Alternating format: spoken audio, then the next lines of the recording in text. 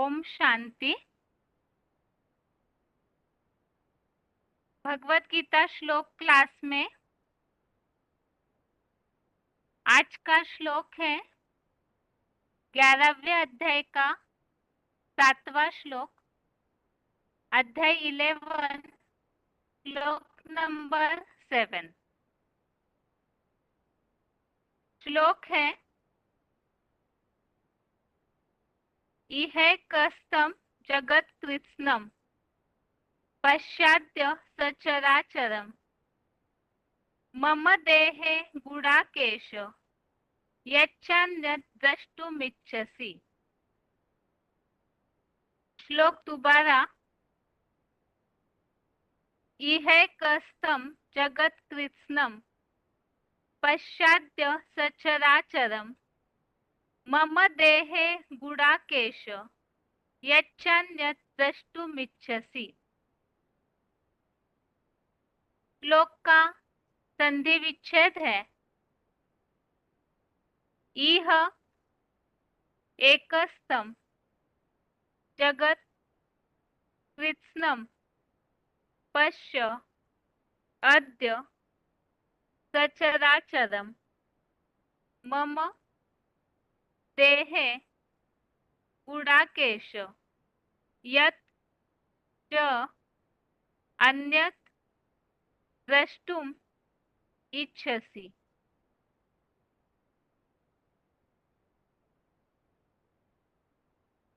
संधि विच्छेद दोबारा। इह एकस्थम जगत कृत्स्नम पश्य अद्य सचराचरम मम देहे गुडाकेश यत् च अन्यत् द्रष्टुम इच्छसि।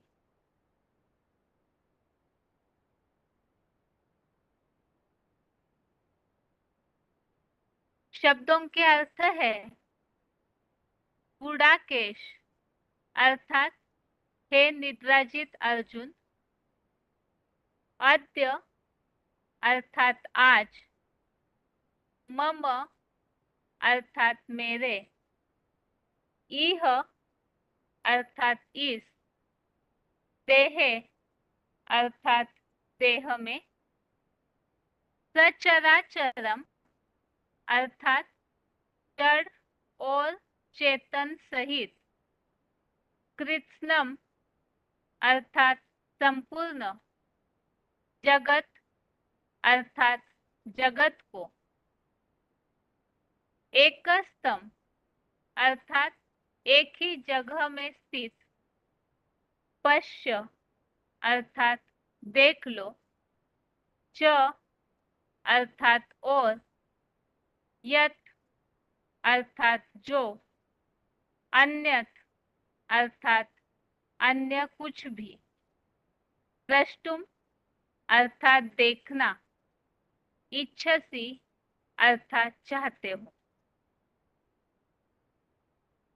शब्दों के अर्थ दोबारा। गुडाकेश अर्थात हे निद्राजित अर्जुन, अद्य अर्थात आज, मम अर्थात मेरे, इह अर्थात इस, देहे अर्थात देह में,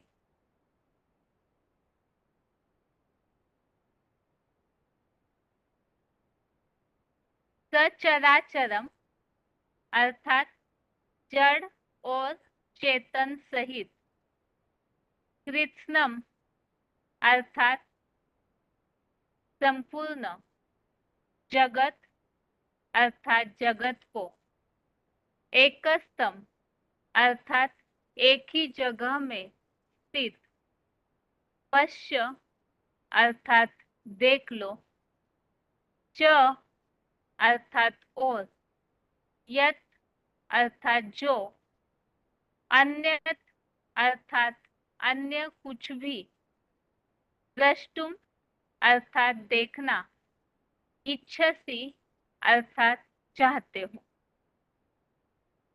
श्लोक का अर्थ है, हे निद्राजित अर्जुन, आज मेरे इस देह में जड़ और चेतन सहित संपूर्ण जगत को एक ही जगह में स्थित देख लो, और जो अन्य कुछ भी देखना चाहते हो। तो यहाँ पर 7वें श्लोक के पहले, जैसे कि 11वें अध्याय में शुरुआत में ये बात हुई है, अर्जुन ने ये बात बोली कि अध्यात्म नाम के परम श्रेष्ठ रहस्य से सुन करके मेरा मोह दूर हो गया है, और आपके द्वारा ही इस जगत की जो प्राणी, उनकी उत्पत्ति और विनाश का रहस्य भी भगवान के द्वारा अर्जुन ने सुना है। और जैसे कि 10वें अध्याय में भगवान ने अर्जुन को विभूतियों के बारे में बताया, तो यदि ये विभूतियों का स्वरूप ऐसा ही है, तो भगवान के ऐश्वर्यवान विराट रूप को अर्जुन देखना चाहते हैं, ऐसे अर्जुन ने भगवान से कहा। तो इसीलिए ही वो अविनाशी विभूति स्वरूप अर्थात जो विराट रूप है, जो योग रूप से, योगिक रूप से ऐश्वर्यवान ऊर्जा संपन्न रूप, जो कि 10वें अध्याय में भी हमने इस बात का उल्लेख समझा था, तो ऐसा विराट रूप जो 11वें अध्याय का नाम ही है विश्व रूप दर्शन योग, तो ऐसे विराट रूप, विश्व रूप अर्थात ही बड़ा रूप जो है वो भगवान दिखाने लगे। तो इसमें जैसे कि शुरू में ये बात आई कि जो रुद्राक्ष गण रूप पुत्र है, उनके हजारों सैकड़ों दिव्य रूपों को देखो, और इसके अलावा भी इनमें भी जो मुख्य है, हजारों सैकड़ों जो रुद्राक्ष गणों के दिव्य रूप है, उनमें भी कुछ मुख्य रूप जो है, तो भगवान ने अर्जुन को उनके बारे में भी जो स्वरूप है वो दिखाया। जैसे कि सूर्य रूप 12 चक्रवर्ती, अष्ट देवताएं, 11 रुद्र, अश्विनी कुमार, मरुदगण, इस तरह से बहुत सारे जो पहले न देखे हुए आश्चर्यों को देखो, ऐसे भगवान ने अर्जुन को कहा है। तो ये जो विराट रूप है, वास्तव में विराट रूप अर्थात बीज से जो बड़ा विस्तार वाला रूप, बेहद विशाल रूप होता है, तो उस रूप को देखो, ऐसे भगवान ने कहा। तो वास्तव में विराट रूप अर्थात ही भगवान जिस तन में प्रवेश करते हैं, तो वो मनुष्य सृष्टि के जो पिता है, तो वही पहले मनुष्य सृष्टि का बीज है।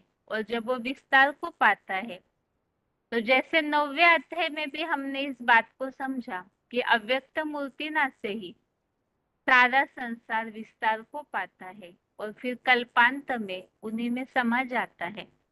तो यहाँ पर वही आदम या पहला आदमी, उनका ही विराट रूप किस तरह से उस बीज में ही सारा कुछ समाया हुआ है, इसके बारे में भगवान ने इस श्लोक में अर्जुन को दिखाया है वर्णन, कि मेरे इस देह में जड़ और चेतन सचराचरम अर्थात सारा जो कुछ भी है इस जगत में, जो अन्य कुछ भी देखना चाहते हो, इस जगत में जो जड़ और चेतन चीजें हैं, वो सारी एक ही जगह में स्थित देख लो।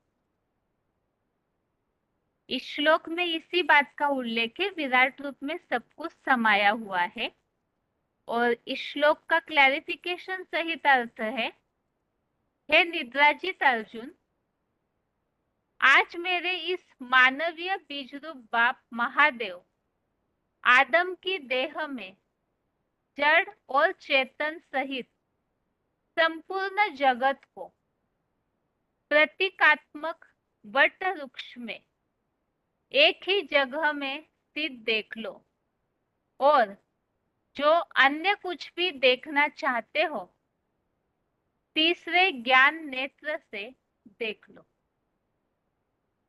तो इस तरह से इस श्लोक में, इस बात में अर्जुन को भगवान ने ये बात कही है कि मेरे अर्थात परम पिता तो निराकार है, वो इस सृष्टि परिवर्तन के लिए मनुष्य सृष्टि रूपी वृक्ष का जो बीज है, अर्थात ही मनुष्य सृष्टि के पिता महादेव आदम, जो इस सृष्टि का पहला व्यक्तित्व आदमी है, तो उस तन का आधार लेते हैं और उसी के द्वारा एक विराट रूप जो है धारण किया जाता है। इसीलिए बताया आज मेरे इस मानवीय बीज रूप बाप महादेव आदम की देह में जड़ और चेतन सहित संपूर्ण जगत को एक ही जगह में स्थित देख। तो ये जो महादेव आदम है, जैसे कि बहुत सारे श्लोकों में इसके पहले हमने देखा कि इस बीज से ही सारा वृक्ष विस्तार को पाता है। तो इस सृष्टि रूपी वृक्ष जिसकी शुरुआत करने के लिए मनुष्य सृष्टि के पिता निमित्त बनते हैं, उसी के लिए जैसे 15वें अध्याय में उल्लेख आया है अश्वत्थ वृक्ष का, और इसी के लिए ही कहा जाता है वट वृक्ष। तो ये वट वृक्ष के रूप में यही सबसे पहला मनुष्य सृष्टि के पिता आदम या महादेव है, और उसमें सब कुछ समाया हुआ है। अब ये सब कुछ जो भी देखना चाहते हो वो कैसे देखेंगे? तो तीसरे ज्ञान नेत्र से देखो।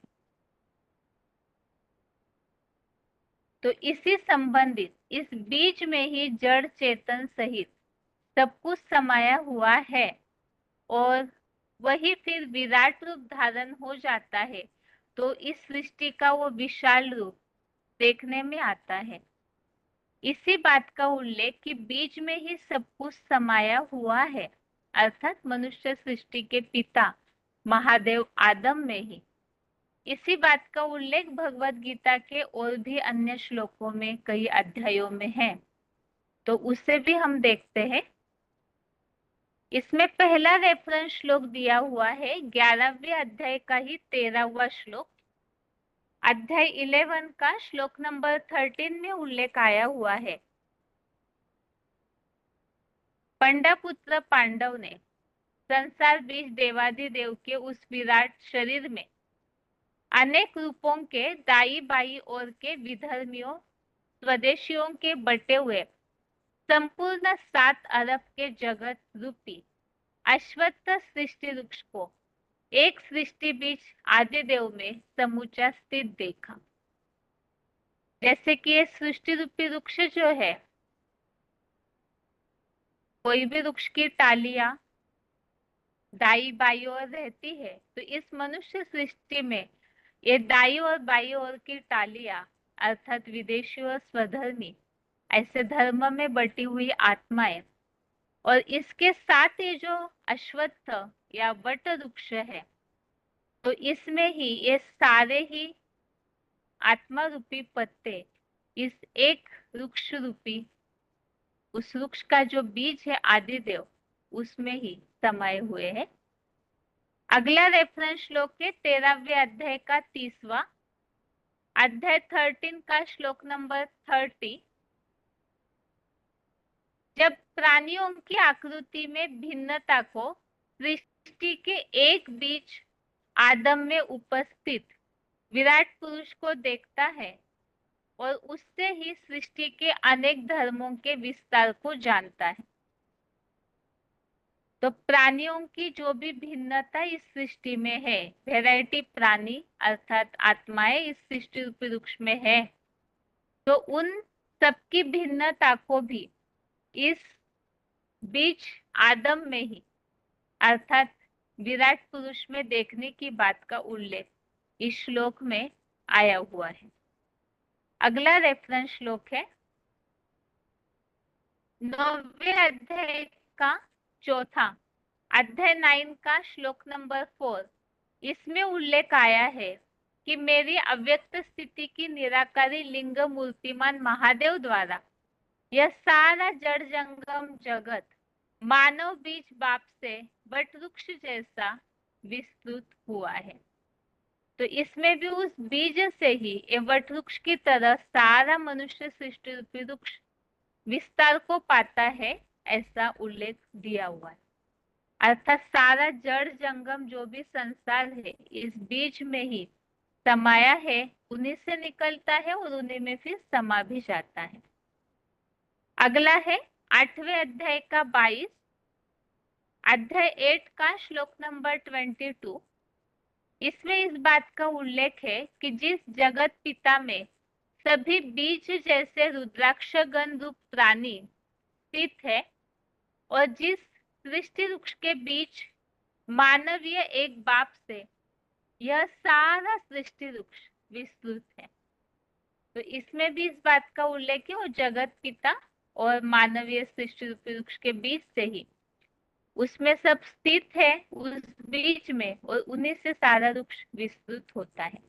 जो आज के श्लोक में हमने ये बात ही देखी है कि इस महादेव आदम जो मानवीय सृष्टि का बीज है, जो भगवान ने ये बात अर्जुन से कही कि आज मेरे इस देह में जड़ और चेतन सहित संपूर्ण जगत को देख लो और अन्य कुछ भी देखना चाहते हो वो भी देख लो। अर्थात इस बीच में किस तरह से सब कुछ समाया हुआ है, इसी बात के श्लोक हम देख रहे हैं। अगला रेफरेंस श्लोक है 10वें अध्याय का 39, अध्याय 10 का श्लोक नंबर 39।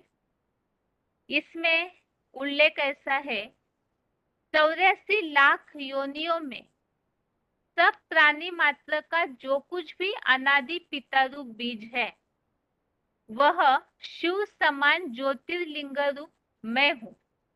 वैसा एक भी चराचर प्राणी संसार में नहीं है जो मेरे मानव बीज योगीश्वर सनत कुमार जगन्नाथ विश्वनाथ से रहित हो। तो इस बीच में ये सारे ही प्राणी जो बताया 84 लाख योनियों के जो भी प्राणी मात्र है वो सारे भी इस बीज में समाये हुए हैं। तो यहाँ संस्कार समाये हुए हैं और याद के द्वारा वो आत्माएं समा जाती है और फिर उन्हीं से नई सृष्टि के लिए निकलती भी। अगला रेफरेंस श्लोक है 4थे अध्याय का 35, अध्याय 4 का श्लोक नंबर 35। इसमें इस बात का उल्लेख आया है कि जिस पांडवपति जगत पिता को जानकर फिर से इस संसार के अल्पकालीन संबंधियों के दैहिक मोह को तू नहीं पाएगा, फिर तो इस जगत पिता की देह रूप लिंग सहित हीरा जैसी आत्मा में समस्त प्राणियों को बुद्धि नेत्र से मुझ बीज रूप अव्यक्त लिंग में समाये स्वर्गीय प्लस नारकीय सृष्टि वृक्ष को साक्षात और स्पष्ट देखेगा। तो इसमें सारा सृष्टि वृक्ष समाया हुआ है और जो इस बात को जानता है, जो ये श्लोक 4थे अध्याय का समझते समय हमने समझा था कि बीज अगर मुट्ठी में आ गया तो तुझे पाके हमने जहान पा लिया, बीज के साथ सारा विश्व ही समझ में आ जाता है। इसीलिए उस बीज में सारे समाये हुए, तो उन्हें पहचानने से या इस बात को जानने से फिर और कहीं भी मोह जाएगा नहीं। और 6वें अध्याय का 30वां, अध्याय 6 का श्लोक नंबर 30। इसमें इस बात का उल्लेख है, इस बीज में ही सारा वृक्ष समाया हुआ है। तो जो इस तरह से इस मानवीय सृष्टि रूपी वृक्ष का बीज जो कि परम पिता का साकार तन के रूप में आधार निमित्त बन जाते हैं, तो जो इस बात को जानते हैं कि इस बीज में सारा वृक्ष समाया हुआ है, तो वो फिर शिव बाबा में ही सबको देखता है। इस तरह का उल्लेख आया है कि बीज में ही सारी सृष्टि को देखने का। तो यह आज के श्लोक का सार यही है। 11वें अध्याय के 7वें श्लोक में जो कि भगवान अर्जुन को जब विराट रूप दिखाने लगे तो भगवान ने अर्जुन को इस श्लोक में ये बात बोली कि मेरे इस देह में ही जितने भी जड़ चेतन सहित जो कुछ भी है वो सब कुछ एक ही जगह में स्थित देख लो, और जो कुछ अन्य देखना चाहते हो वो भी तीसरे ज्ञान नेत्र से, अर्थात बुद्धि के द्वारा, ज्ञान के द्वारा इस बात को देख सकते हैं कि उस बीच में सब कुछ समाया हो। ये श्लोक का अर्थ है। अभी आगे उच्चारण सुनते हैं, उसके बाद पॉइंट्स।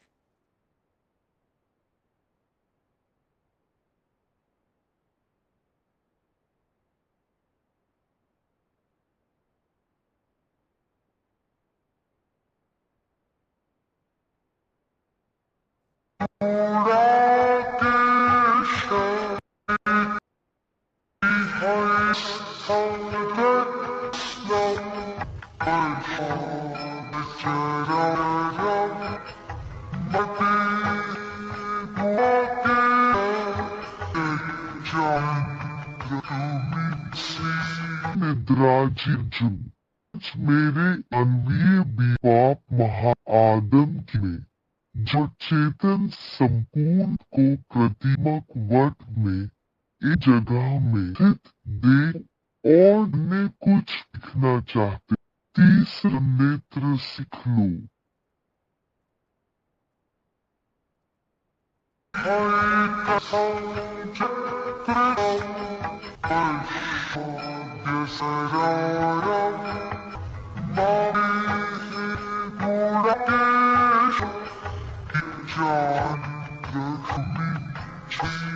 राजीव आज इस ये बीज रूप महादेव आदम की देह में चेतन सहित संपूर्ण जग में एक ही जगह स्थित लो जो अन्य की देखना हो ज्ञान ने देख लो। अभी आगे है श्लोक संबंधित पॉइंट्स। पहला पॉइंट है VCD number 2414, VCD number 2414 32 minute 32 minutes के बाद से लिया हुआ पॉइंट है। मानवीय बीज रूप बाप आदम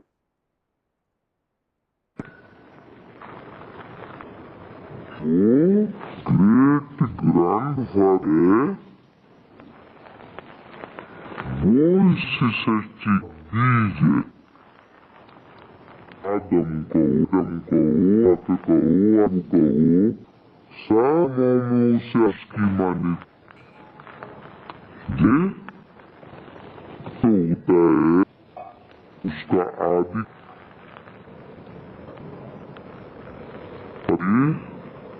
तना यथा फल फूल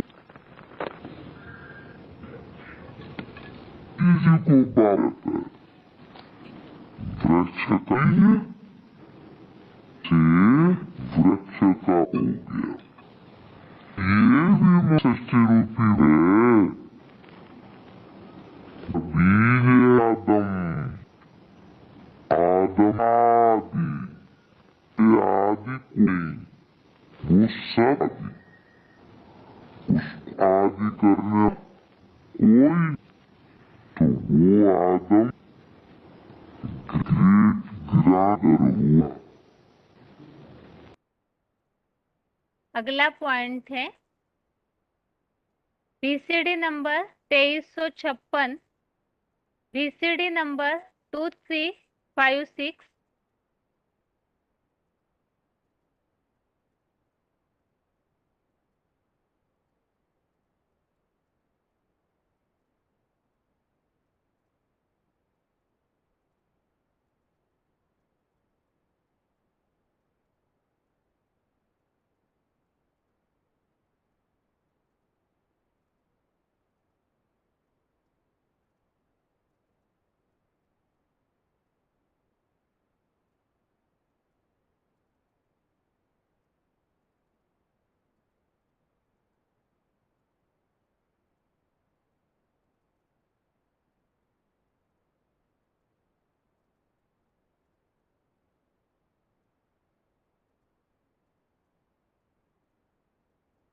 VCD नंबर 2356, 16 मिनट 16 मिनट के बाद से लिया हुआ पॉइंट है। वट वृक्ष का बीज महादेव।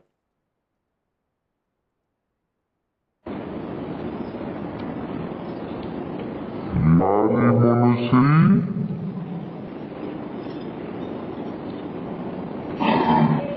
एक वृक्ष में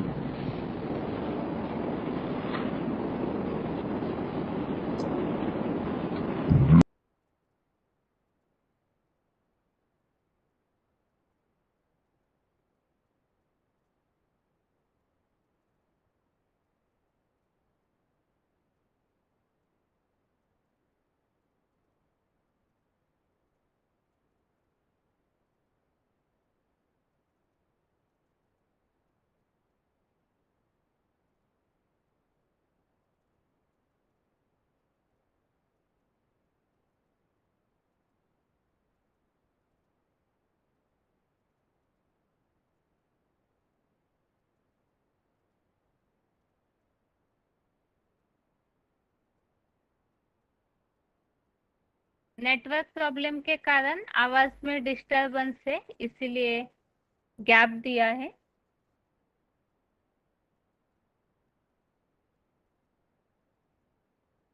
VCD नंबर 2356 का पॉइंट हम समझ रहे थे। वट वृक्ष का बीज महादेव।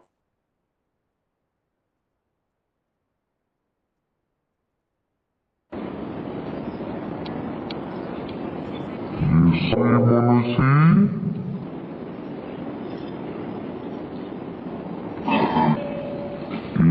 एक के समान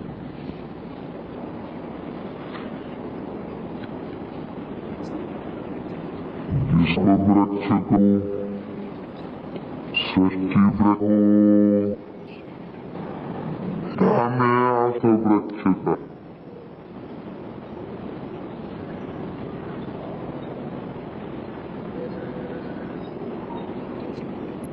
वट वृक्ष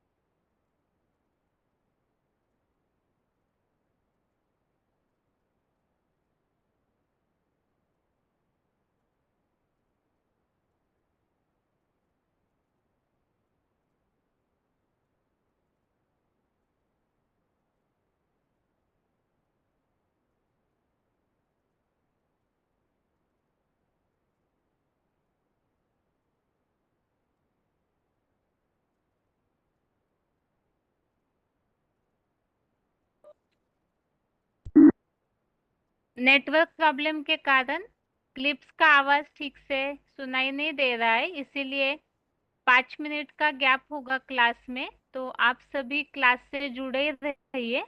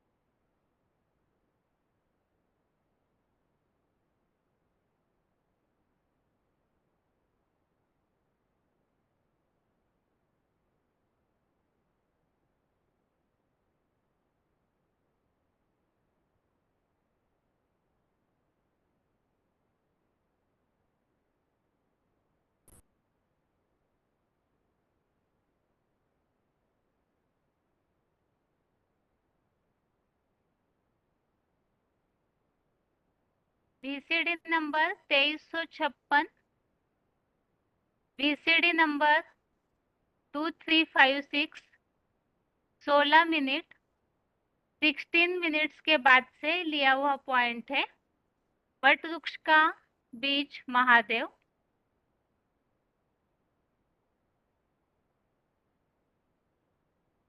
मनुष्य शक्ति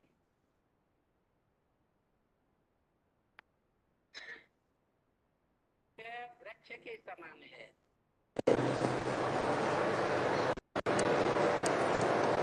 ये सारी मनुष्य शक्ति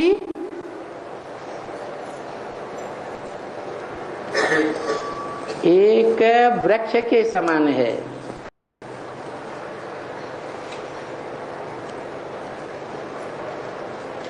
जिस कल्प वृक्ष कहो, षष्ठी वृक्ष कहो, गीता में अश्वत्थ वृक्ष कहा गया है।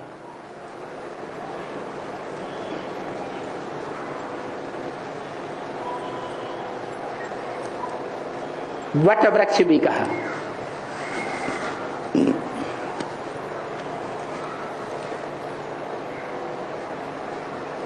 बड़े से बड़ा वृक्ष बड़ा का वृक्ष ही होता है और उसका बीज अति सूक्ष्म होता है।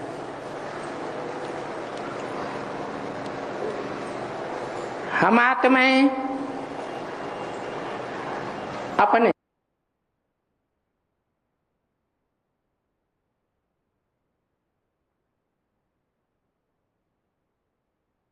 नेटवर्क प्रॉब्लम के कारण श्लोक का उच्चारण भी ठीक से समझ में नहीं आया था, तो इसीलिए ही उच्चारण के वहां से ही हम दोबारा एक बार पॉइंट और उच्चारण सुनते हैं।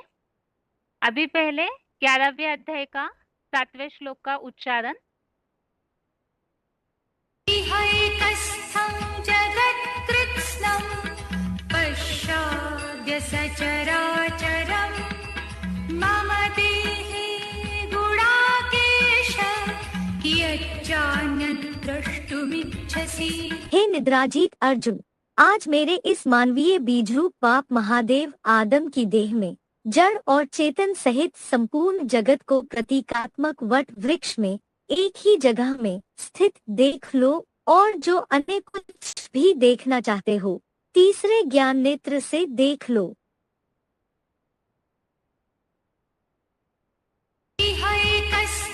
जगत्कृत्स्नं पश्चाद्य सचराचरं मम देहे गुणाकेश यच्चान्यद् द्रष्टुमिच्छसि। हे निद्राजीत अर्जुन, आज मेरे इस मानवीय बीजरूप बाप महादेव आदम की देह में जड़ और चेतन सहित संपूर्ण जगत को प्रतीकात्मक वट वृक्ष में एक ही जगह में स्थित देख लो, और जो अन्य कुछ भी देखना चाहते हो तीसरे ज्ञान नेत्र से देख लो। अभी आगे है श्लोक संबंधित पॉइंट्स। पहला पॉइंट है VCD number 2414, VCD number 32 minute 32 minutes के बाद से लिया हुआ पॉइंट है मानवीय बीजरूप बाप आदम।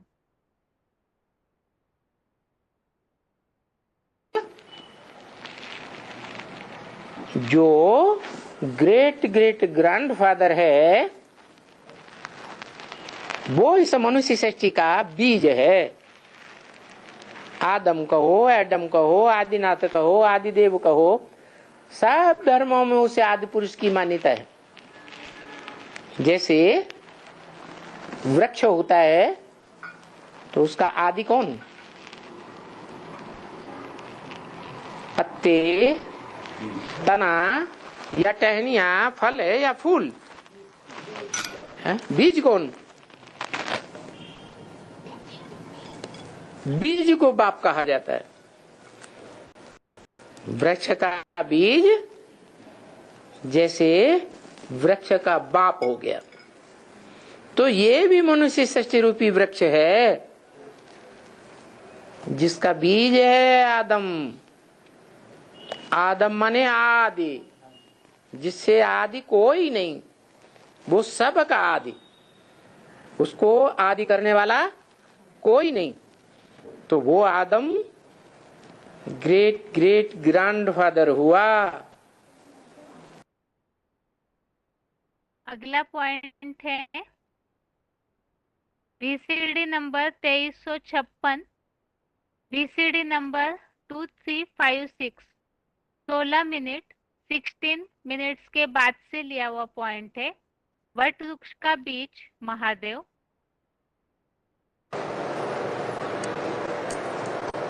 ये सारी मनुष्य सृष्टि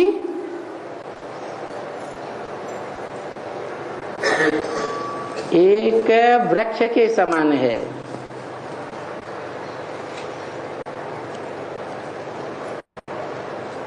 जिस कल्प वृक्ष कहो, सृष्टि वृक्ष कहो, गीता में अश्वत्थ वृक्ष कहा गया है।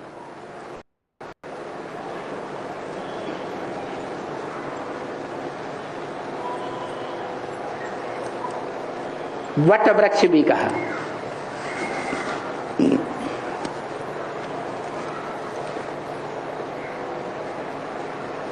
बड़े से बड़ा वृक्ष बड़ा का वृक्ष ही होता है, और उसका बीज अति सूक्ष्म होता है।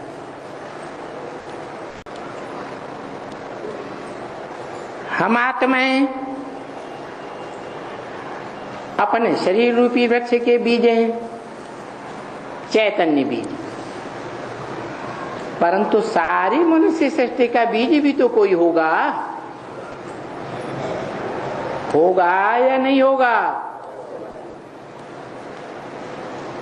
तो सारी मनुष्य सृष्टि का जो बीज है, जो इस सृष्टि पर सदा कायम रहता है, उसका भारतीय शास्त्रों में गायन है। क्योंकि बीज को बाप कहा जाता है।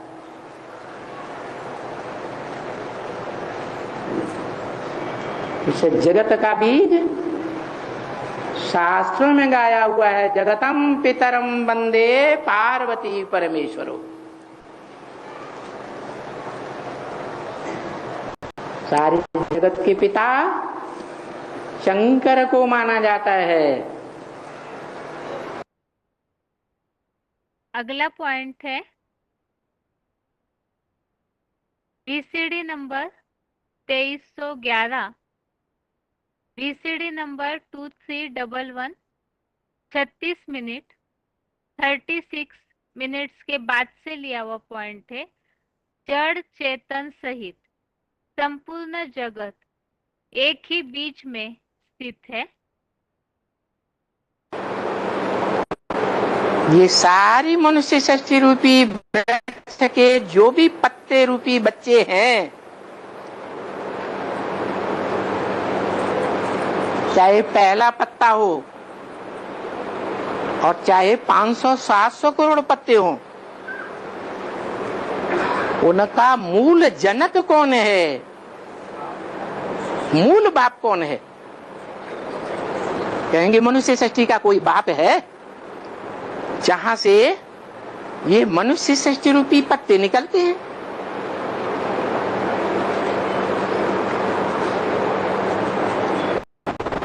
तो देखो,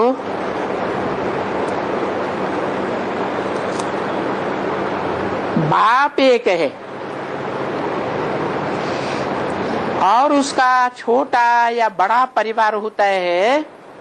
उस परिवार में रचनाएं अनेक हैं, बच्चे अनेक हैं।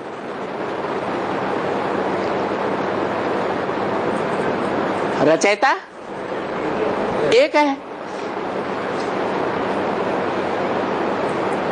तो जो रचयिता एक है, उस एक रचयिता से ही, एक बाप से ही सारी सृष्टि का जन्म होना चाहिए या नहीं होना चाहिए?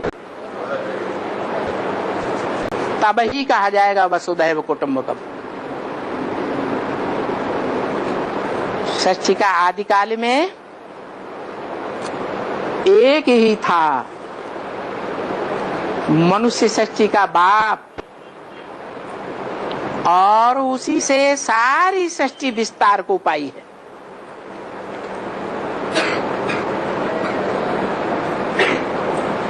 इसलिए कहते हैं शास्त्रों में, आत्मा सो परमात्मा, अर्थात ये जितनी भी मनुष्य आत्माएं हैं, या इस सृष्टि पर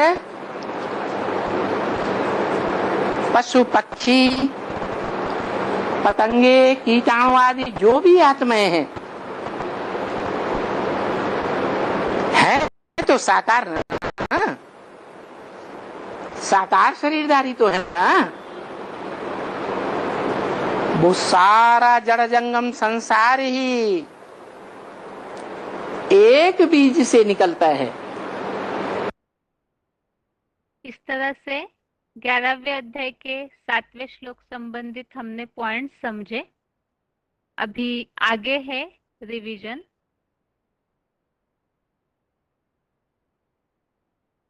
आठवां अध्याय रिवीजन का पूरा हो चुका है और आज के क्लास में 9वें अध्याय की रिवीजन शुरू हो रही है। तो रिवीजन के लिए पहले 9वें अध्याय का पहला श्लोक आज देखते हैं। 9वें अध्याय का नाम है राजविद्या राजगुह्य योग, और 8वें अध्याय का लास्ट श्लोक जो है 28वां, उस श्लोक में ये बात आई है कि जो भी भक्ति मार्गीय क्रियाएं हैं, जैसे दान, तप, यज्ञ, इन सब में अल्पकालीन पुण्य फल है, और राजयोगी इस बात को जान करके मानवीय जो भी कर्म कांड है उससे पार चला जाता है और फिर परम पद को प्राप्त कर लेता है। तो जैसे कि 8वें अध्याय में कई बार ये उल्लेख आया है, अव्यभिचारी भाव से याद करने वाले राजाई भाव को पाते हैं, मेरे भाव को पाते हैं। तो ये राजाई भाव क्या है, इसके बारे में ही 9वें अध्याय में स्पष्टीकरण दिया हुआ है। तो इसमें सबसे पहले यह टॉपिक चल रहा है श्लोकों का प्रभाव सहित ज्ञान का विषय, और 9वें अध्याय का पहला अध्याय 9 का फर्स्ट श्लोक है। श्री भगवान उवाच इदं तु ते गुह्यतमं प्रवक्ष्याम्य अनसूयवे ज्ञानम विज्ञान सहितम यद ज्ञात्वा मोक्षसे अशुभात्। श्लोक दोबारा, इदं तु ते गुह्यतमं प्रवक्ष्याम्य अनसूयवे ज्ञानम विज्ञान सहितम यद ज्ञात्वा मोक्षसे अशुभात्। श्लोक का अर्थ है, दैवी गुणों में दोष न देखने वाले तुझको योग रूपी विशेष ज्ञान विज्ञान सहित पीके के बेसिक ज्ञान से भी अत्यंत गुप्त इस एडवांस गीता ज्ञान को बताऊंगा, जिसको जानकर पाप अथवा दुख से 2500 वर्ष के स्वर्ग में मुक्त हो जाएगा। तो इस श्लोक में इस बात को बताया है कि योग रूपी विशेष ज्ञान विज्ञान, अर्थात याद जो है भगवान की, वो योग रूपी विशेष ज्ञान ही विज्ञान है, और इस विज्ञान सहित अत्यंत गुप्त ज्ञान अर्थात एडवांस ज्ञान तुझे बताऊंगा, जिससे कि पापों से मुक्ति हो जाती है। और इसमें शुरू में ये बात आई है, दैवी गुणों में दोष न देखने वाले तुझको, अर्थात यहाँ पर जैसे मुरली का पॉइंट हमने इस प्रसंग में सुना था, किसी के भी दोष नहीं देखना, किसी के अवगुणों का पर चिंतन नहीं करना है। तो राजयोग में ये मुख्य बात है कि जो भी यहाँ देवता बनने वाले हैं तो उनके अवगुणों का चिंतन नहीं करना है, क्योंकि सब पुरुषार्थी है। तो ऐसे जो आत्माएं हैं उनको ही ये विशेष ज्ञान, अत्यंत गुप्त ज्ञान बताया जाता है, जिससे कि पापों से मुक्ति होती। और इस श्लोक संबंधित यहाँ रेफरेंस श्लोक है। पहला रेफरेंस श्लोक है 7वें अध्याय का दूसरा, अध्याय 7 का श्लोक नंबर 2।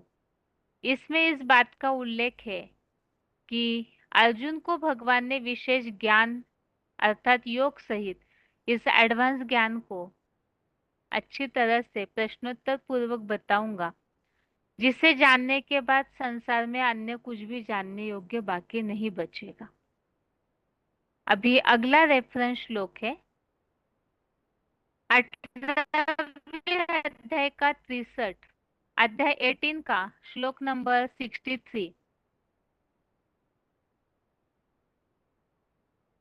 इस श्लोक में भी इस बात का उल्लेख है कि बेसिक ज्ञान से भी गुप्ततर एडवांस गीता ज्ञान जो परम ब्रह्मा का है, तो वो मैंने अर्थात भगवान ने अर्जुन को कहा है। 18वें अध्याय का 64, अध्याय 18 का श्लोक नंबर 64। इस श्लोक में भी यह उल्लेख है, सबसे अधिक रहस्यमय सभी धर्म शास्त्रों से भी परम श्रेष्ठ इस गीता में मेरे वचनों को सुन। और 15वें अध्याय का 20वां, अध्याय 15 का श्लोक नंबर 20, इसमें भी इसी तरह इस ज्ञान की जो भगवान विशेष ज्ञान याद का, योग का और एडवांस गुह्य ज्ञान देते हैं। तो पीबी केस में गुह्यात गुह्यतरम एडवांस ज्ञान सर्वमान्य गीता शास्त्र मैंने केवल तुम्हें अर्थात अर्जुन को बताया है। इस ज्ञान को जानकर के सफल मनोरथ बन जाते हैं। आगे है 14वें अध्याय का दूसरा, अध्याय 14 का श्लोक नंबर 2। इसमें इस बात का उल्लेख है, इस ज्ञान का आश्रय लेकर मेरे समान गुण धर्म को प्राप्त हुए फिर इस संसार में और प्रलयांत में संसार में उत्पन्न नहीं होते और प्रलयांत में व्यथित नहीं होते। तो ये जो गुप्त गुह्य एडवांस ज्ञान जो विशेष ज्ञान सहित विज्ञान सहित ये जो गुह्य ज्ञान बताया, तो इसकी महिमा यह है कि व्यथित नहीं होते, दुखी संसार में नहीं आते, अर्थात स्वर्ग की अनुभूति इस ज्ञान के बाद करते हैं। और तीसरे अध्याय का 31, अध्याय 3 का श्लोक नंबर 31 में आया है कि जो श्रद्धावान मनुष्य ईर्ष्या रहित हुए मेरी इस श्रीमत का पालन करते हैं, तो श्रीमत अर्थात ही ज्ञान है, तो वो कर्म बंधन से छूट जाते हैं। जो इस 9वें अध्याय के पहले श्लोक में उल्लेख है कि इस ज्ञान को जानने के बाद पापों से मुक्त हो जाते हैं, अशुभ से मुक्त हो जाते हैं। इस श्लोक में उल्लेख है कर्म बंधन से छूट जाते हैं। तो ये भगवान के द्वारा किए हुए ज्ञान की महिमा है कि एक भगवान का ज्ञान ही है गुह्यात गुह्यतरम ज्ञानम, जिससे पाप अथवा दुखों से मुक्ति हो सकती है। अभी इस श्लोक संबंधित पॉइंट्स जो हमने पहले भी सुने हैं, उसी में से कुछ पॉइंट्स यहाँ लिए हैं ताकि श्लोक की ठीक से रिवीजन हो सके। पहला पॉइंट है दोष न देखने वाला, VCD number 3656, VCD number 3656, 15 minute 15 minute के बाद से लिया हुआ पॉइंट। हाँ, तो तमो प्रधान को सतो प्रधान कौन बनाता है?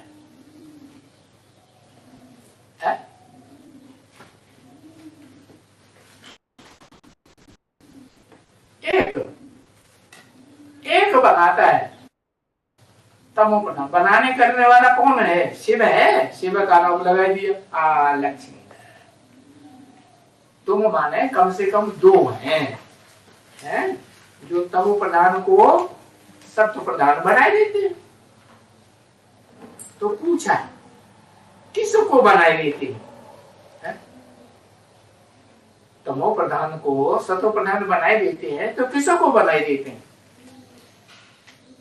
अरे पहले किसको बनाएंगे? पहले किसी को बनाएंगे कि नहीं?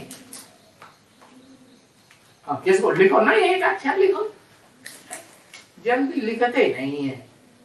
रगड़ रगड़ के धीरे धीरे बिगाड़ के फिर रगड़ के फिर बिगाड़ के। ब्रह्मा और शंकर को, हाँ ब्रह्मा को ही नहीं है।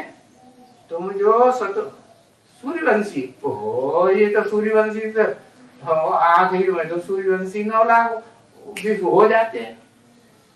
लक्ष्मी नारायण, किसको बनाते हो? अपन को ही बनाते हो। पहले पहले किसको बनाते हो? सतो प्रधान अपन को बनाते हो।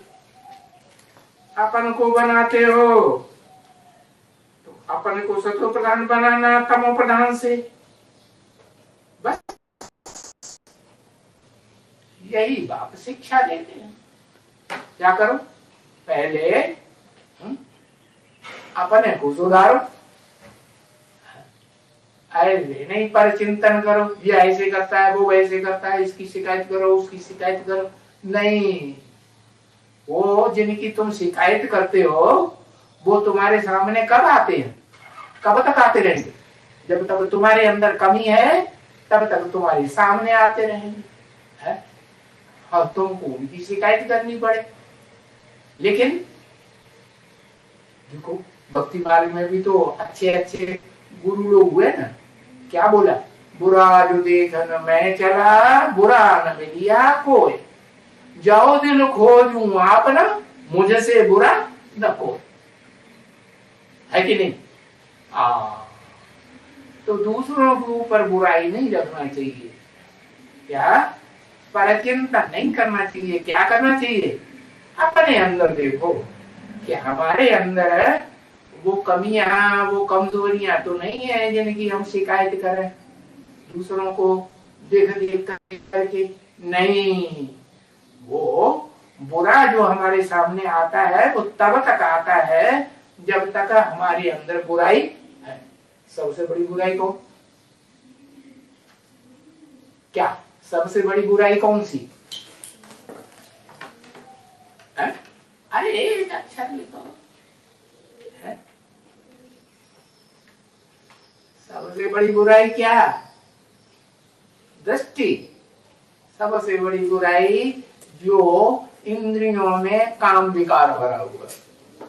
अब वो चाहे ज्ञान इंद्रिया हो और चाहे कर्म इंद्रिया। तो बस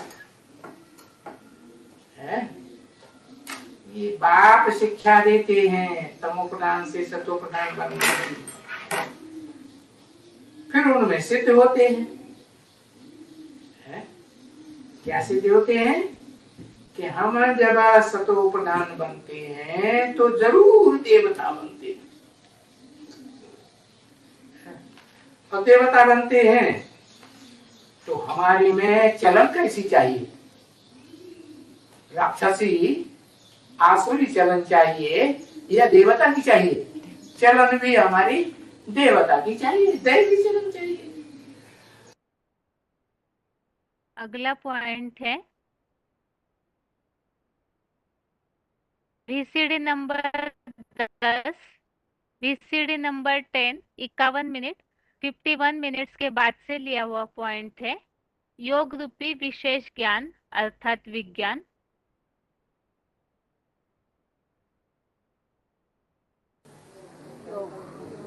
बाप की याद, याद ही हमारा विज्ञान है। इस याद की शक्ति से दूर बैठे बहुत कुछ अनुभव कर सकेंगे, जैसे विज्ञान से कर रहे हैं। साइलेंस की पावर साइंस की पावर से भी बहुत ऊंची चली जाएगी।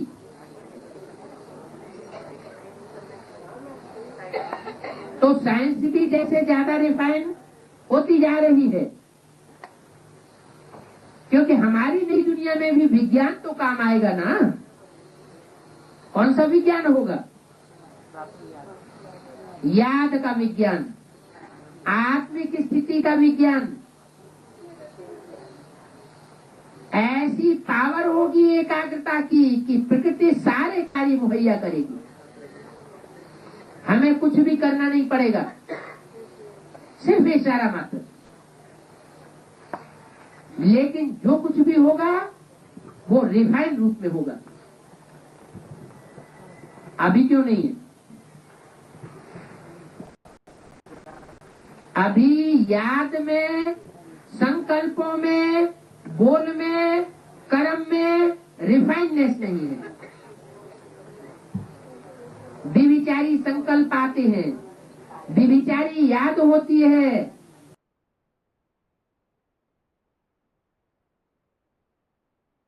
अभी अगला पॉइंट है वार्तालाप number 1157, discussion number 1157, 43 minute 47 minutes के बाद से लिया हुआ पॉइंट है। बीके के बेसिक ज्ञान से भी अत्यंत गुप्त एडवांस गीता ज्ञान।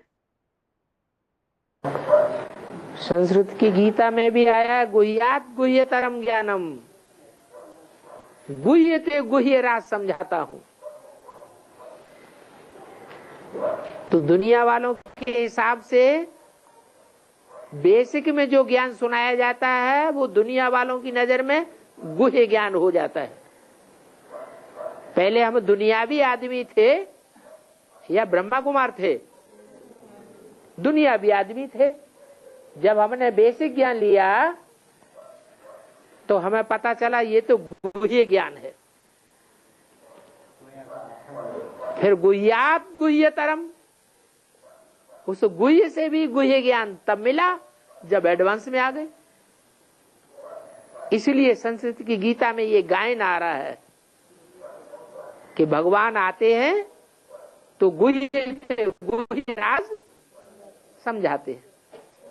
बेसिक में भी गुह्य ज्ञान दुनिया वालों के हिसाब से, फिर बेसिक के हिसाब से एडवांस में और ही ज्यादा गुह्य ज्ञान।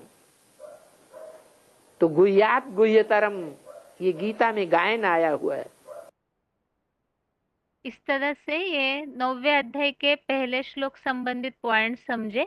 और श्लोक में हमने इस बात को समझा है कि ये जो ज्ञान है जो भगवान अर्जुन को बताते हैं, जिस ज्ञान को जानकर, जो गुह्य ज्ञान है, ज्ञान सहित विशेष ज्ञान योग को बताकर जो इसे जान लेते हैं भगवान से, तो फिर पाप अथवा दुखों से मुक्ति हो जाती है।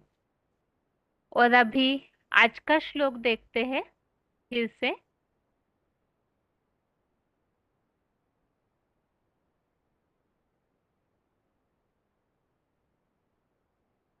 ग्यारहवें का 7वां अध्याय 11 का श्लोक नंबर 7 एक बार फिर से रिवीजन। इह कस्तम जगत कृत्स्नम पश्चाद्य सचराचरम मम देहे गुणाकेश यच्छान्य द्रष्टुमिच्छसि।